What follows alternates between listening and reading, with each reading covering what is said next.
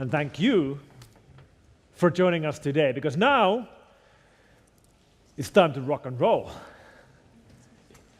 My name is Mikko, and I am from Finland. And in Finland we have a saying in Finnish, which is heavy on parasta. Niin on! Heavy on parasta. It means heavy metal is best, right? Heavy metal is the best kind of music.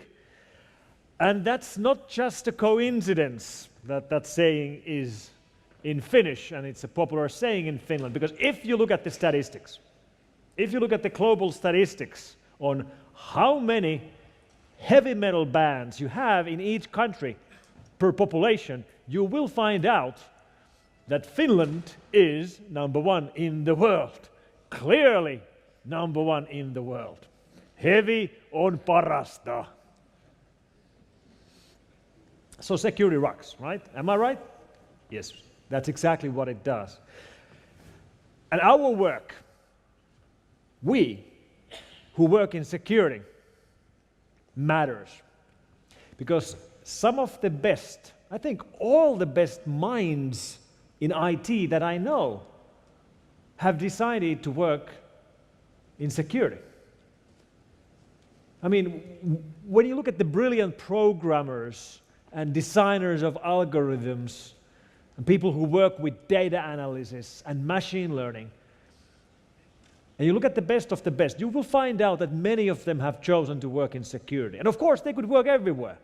When you are a world-class expert in what you do, you could be working for database companies, or you could be working for search engines, or you could be working for game companies. But there's a difference. There's a difference when you work in security. Because when you work in security, what you're really doing is that you're helping other people. You're helping your fellow man. You're using your skills for good. You take your skills and you decide to spend them on helping other people. That is noble work. That's work that actually matters. That's work that goes beyond the paycheck. This is the reason why I work in security. When I was a small boy, when I was 10 years old, I always told my mother that I want to become a doctor. When I grow up, I'm going to be a doctor. That's what I thought. Why? Because I wanted to help people. And when you're a doctor, you're helping. Then, a little bit later, I realized that I can't actually look at blood. I don't like looking at blood. And if you can't look at blood, you can't become a doctor. So I didn't. But I did become, I don't know, sort of a virus doctor, something like that, malware doctor. And in many ways, I ended up doing what I wanted to do, which is helping people. That's what we do, you and me. We who work in security, we who decide to spend our time and use our skills for good. That's what we do. Now, we have lived through revolutions. There's people in the audience who are in their 20s, in their 30s, in their 40s, in their 50s, in their 60s. And over the last 20 years, 25 years, we've lived through the internet revolution. The first website I set up was in 1994, so 23 years ago. So 25 years, a quarter of a century, and the internet is everywhere. Every single computer on the planet is online. 25 years ago, none of the computers were online. That's a pretty big revolution. And right now, we're seeing the next revolution starting, which is everything else than computers going online. Right? So far, it's been computers. Now it's going to be everything else but computers. And internet has brought us lots of problems. We all know this.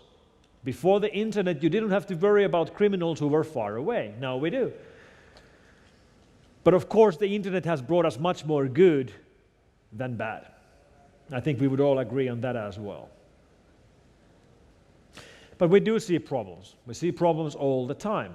Like yesterday, or actually the day before yesterday, you might have seen from the news about problems reported in, once again, Yahoo, which was hacked 4 years ago. And then we learned 2 days ago that the amount of accounts which were stolen from Yahoo is over 3 billion accounts. 3 billion accounts, which creates a question.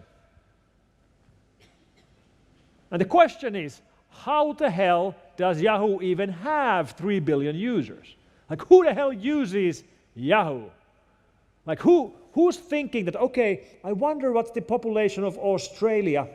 Let me go and make a Yahoo search. Like, who does that? I don't know. But 3 billion people apparently use it or have used it at some stage. And this creates the next question, which is, who hacked Yahoo? Like, who did this?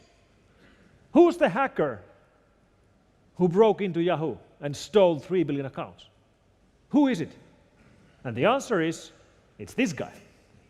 This is Karim Baratov, Russian hacker living in Canada, Toronto, Canada. Now, very important. Don't get me wrong. Not all hackers are Russian. All right? Not all hackers are Russian, because some of them are from Ukraine. Sorry. So whenever we do investigations and try to find online criminals, one resource is above everything else. And that resource is Facebook. Why? Because everybody's on Facebook, including the bad people, including all the criminals. They're on Facebook as well. Which means we can find information about these people. We can see what they look like. We can see what they're interested in. For example, Karim had a Facebook page. He also had an Instagram page, which paints a picture of a 22-year-old Russian hacker living in Toronto, and about his daily life, and about his hobbies. Because Karim's hobby, the main hobby he had, was cars. Here's Karim's Mercedes. Here's Karim's Aston Martin. His license plate is Mr. Karim. Here's a picture from his table. That's a Mercedes, a Lambo, a Ferrari, a Rolex, and a Maserati. And here's a picture from his yard. That is a motherfucking Rolls Royce.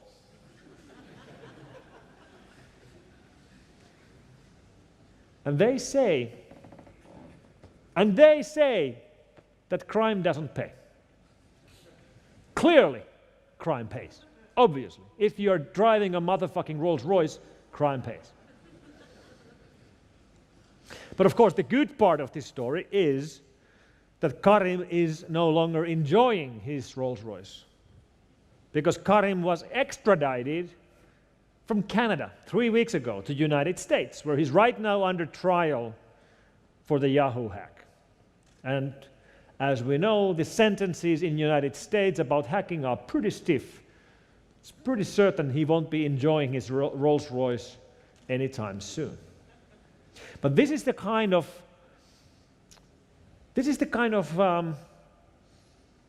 lifestyle that these guys are posing. And this creates a problem for the next generation of hackers, because we have plenty of young people in different parts of the world looking at successful hackers who make millions with their hacks, with ransom Trojans and data theft and banking Trojans. And they want to do the same. They want easy money. So the more we have Karims, the more we have future problems. And this is the real problem we have to solve. And many of the people who end up in the line of crime are people who have the skills, but who don't have the opportunities. Which means what we are really speaking about here is actually not a technical problem at all. This is actually a social problem. And social problems are hard to fix.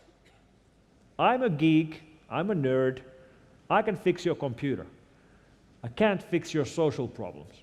This is much harder than it looks. The people with the skills but without the opportunities is where most of the growth of online criminals is coming from. And I hear this regularly when I meet online criminals that we've caught, and I speak with them face to face. They almost always, they tell me that they wish they would be on my side of the table. They wish they would be doing what I'm doing instead of what they were doing, but they never had the chance. They never had the opportunities. So when we fight online crimes, in many ways we're fighting social problems. And the more we have examples like this, the more problems we will have in the future.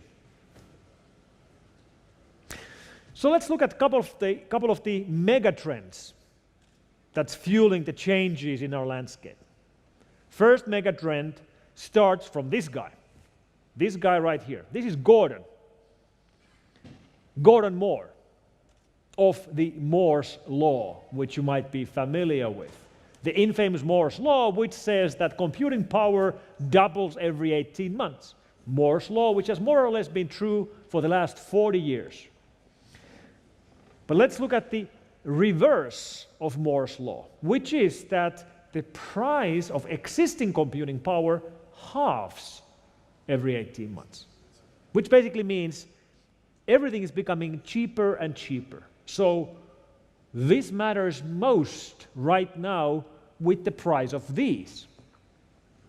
This is a Honeywell chipset. This chipset converts a dumb appliance into a smart appliance. This is what runs our IoT devices. You take a washing machine, you add this chip, and now it's online. Now it's a smart machine. You might want to add displays and apps, but this is how you bring in connectivity. And the price of IoT chipset right now is €5 or something like that per chipset. But it is plummeting. Eventually it's going to be 5 cents per chipset, 2 cents, half a cent, essentially free. And this is happening in a couple of years. And this is where the change is going to happen. When the prices of these connectivity chipsets plummets down enough, appliance manufacturers will start adding these chipsets into every device they make, whether it makes sense or not. Right now, when you go buying home appliances, like washing machines, you can buy a traditional machine or you can buy a smart machine. And with the smart machine, you get more features. Like you get an app, you get a display, you get a notification to your phone when your clothes are clean, stuff like that. But very quickly, this is going to change. And you go buying for washing machines, and you buy a traditional washing machine. Even the traditional machine will be online, and you don't even know that it's online. There's no features for you. There's no display. There's no app. You don't know it's on the internet, but it's going to be on the internet. Why? Because the appliance manufacturers want to collect data. They want to collect data. And the way they can collect data is by adding the chipset. And the value of the data they collect from one user is not very high, but it's probably higher than 2 cents. What's the cost of the chipset? This is why the IoT revolution will happen whether we like it or not. IoT revolution will happen whether we like it or not. Another megatrend, which is everything, this is everything becoming cheaper and cheaper. The other megatrend is everything becoming smaller and smaller. And the best example I can think of this starts from Mr. Kasparov. Not Kaspersky, Kasparov. Kasparov, who infamously lost to this machine in 1997. This is IBM Deep Blue. It's pretty big. It actually has its own power generator, and it has massive computing power, 11 megaflops. It beat Kasparov in chess in 1997, so 20 years ago. 11 megaflops of power, that's pretty remarkable. Until you realize that this thing has 700 megaflops. This thing, the thing in your pocket, can beat 7 Kasparovs at the same time. And it runs on batteries. It runs on goddamn batteries. And you can beat 7 chess grandmasters at the same time with your phone. And this change happened in 20 years. Think about 20 years into the future. Everything is becoming cheaper and cheaper. Everything is becoming smaller and smaller. And these have profound implications for our work. And we keep seeing new challenges all the time. This year we've seen big problems. I guess my favorite picture from this year is this picture of Petya on an ATM. Why is it my favorite picture? Because normally when you go to an ATM, you are asking money from the ATM. Now it's the ATM asking money from you. Please pay $300. And these kind of ransomware Trojans that are spreading exponentially quickly really are problematic. And the mega trend which made this whole problem possible, of course, is Bitcoin. Bitcoin, cryptocurrencies, blockchain innovations. And people regularly ask me about this. Like, how come we can't follow the money? Especially when they read about blockchain and they realize that blockchain is a public ledger of transactions. And that's exactly what blockchain is. It's a public ledger of transactions maintained by a peer-to-peer network, which means every transaction in the blockchain is public. For example, for the Bitcoin blockchain, you can go and download it today, and it contains every single transaction ever done in Bitcoin since 2009. Every single one of those transactions is public. You don't see who is moving money to who, but you see every transaction, every date, every money figure. So, this circle, this is the Petya wallet. This is where all the Petya ransoms were paid. And of course we were watching the wallet, because we can watch it because it's public. And then on 5th of July, the criminals behind Petya started moving the money. They moved the money from this wallet to 5 other wallets. The size of the wallet indicates how much money they moved.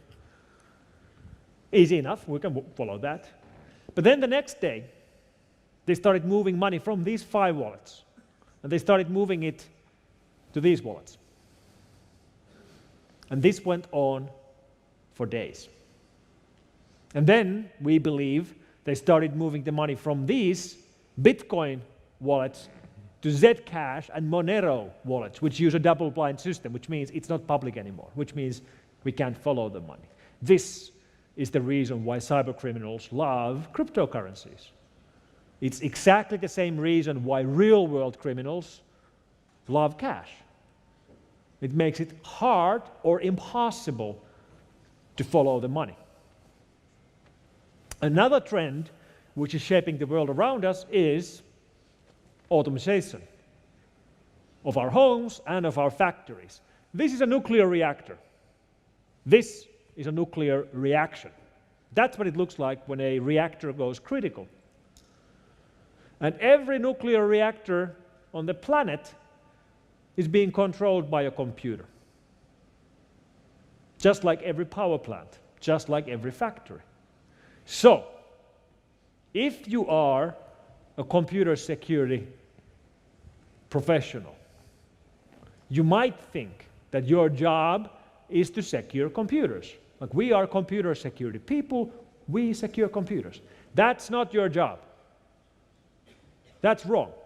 If you are a computer security professional, your job is not to secure computers, because our society runs on computers. If you are a computer security professional, your job is to secure the society. Your job is to secure the society. That's your job. That's what you're supposed to be doing. That's what we are supposed to be doing. And that's not exactly the job I signed for when I started working with computers in the early 1990s. But that's the job we got. So we regularly hear about things like, I don't know, car hacking. Some of you might have seen the latest Fast and Furious movie in which cars are remotely hacked and then the evil hacker uses these cars as weapons, crashing them on purpose. And this is the kind of mental image we see when someone mentions car hacking. But I don't believe in cars getting hacked by evil hackers just because they want to kill people or crash cars. That's not a very good motivation for someone to do car hacking. So what would be a better motivation to do car hacking? How about stealing cars? Here's real footage. This is not a movie. This is a guy using his laptop to open the doors in this Jeep, although when he opens the doors, the alarm goes off. So then he goes into the car, and instead of starting to hotwire the car to steal the car, he takes out his MacBook. That's a MacBook. And then he connects the MacBook with the ODP cable and the USB port of the MacBook to the car, starts hacking away. After 1 minute, 30 seconds, the alarm goes off. After 2 more minutes, he starts the car and drives away. This is the reality of car hacking. Because this makes sense. We already have big problems with car theft gangs, and they would much, much rather steal cars by hacking instead of breaking windows and hotwiring the cars. So we have to think about the motivations of the attackers. So because the prices are plummeting and everything is becoming so small, everything in our homes is becoming smart. And I am the father of the Hyppo law, which says that when something is smart, what it really is vulnerable.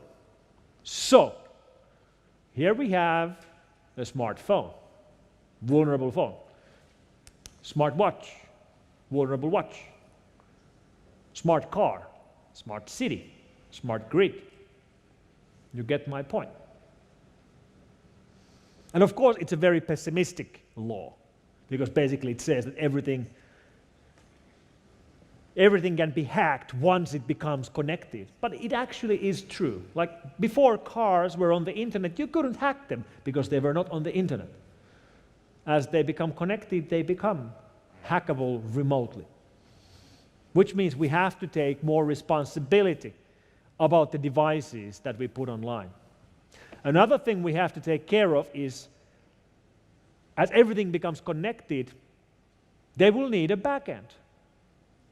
Like your cars are connecting to a cloud service, or your home appliances require some kind of a database backend. And that's okay. But how long will they work? Like if you buy, I don't know, a washing machine, you expect the washing machine to work, I don't know, 10 years, 15 years? Will the cloud backend be there for 10 years or 15 years? What about your car? When we buy a car, we expect it to work for a long amount of time. Like I'm driving a 17-year-old car right now. I plan on driving it for at least another 10 years. If you buy a new car today, will the cloud backend for that car be there in 20 or 30 years? Or have they stopped paying the bills for AWS or Azure where it's running? And when the cloud backend goes away, how will the system fail? And we got a great example of this last May, when Amazon AWS had a problem with the S3 storage bucket system. S3 storage was down for 3 hours, and I spent those 3 hours on Twitter following as people were reporting what didn't work. Because lots of things failed when S3 went down. Typically it was like websites which were down, or mobile apps which didn't work. Some games didn't boot. But then there was this one guy who said that he was making food when Amazon went down. And his oven was on. And when Amazon went down, he couldn't turn off his oven. Not to raise an alarm here, but I'm unable to turn off my oven ever since S3 went down. Think about this. You can't turn off your oven because Amazon went down. We have a responsibility of designing our system so that when the backends no longer work or are no longer supported, our systems will fail gracefully. We have to decide whether they will fail open or fail closed, but we have to think this through.